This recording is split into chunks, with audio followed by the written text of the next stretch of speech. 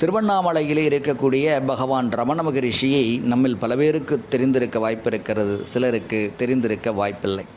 பகவானுடைய ஆசிரமத்தில் மாலை நேரத்திலே உபதேச நிகழ்வு அப்படி என்று ஒன்று நடக்கும்.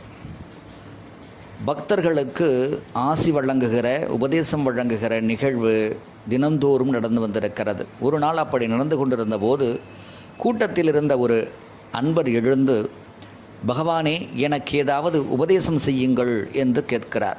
முக்தி அடைவதற்காக எனக்கு ஏதாவது உபதேசம் செய்ய முடியுமா என்று கேட்கிறார். பகவான் அவரை பார்த்து உற்று நோக்கி சில நிமிடங்கள் அவரை பார்த்தவாறு மௌனமாக இருக்கிறார்.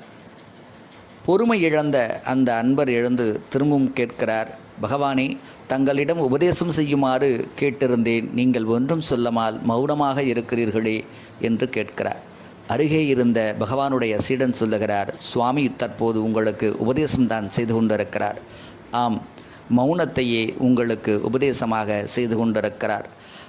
பல்வேறுபட்ட சரணங்களுக்கும் சபலங்களுக்கும் ஆள்பட்டிருக்கக்கூடிய மனதை நீங்கள் கொஞ்சம் சும்மா இருக்கச் சொல்லுங்கள். அது சும்மா இருந்தால் நடக்க வேண்டியவை தானாக நடந்து தேரும். ஆகவே மௌனத்தை கடைபிடித்து மௌனமாக இருப்பதே பக்தி.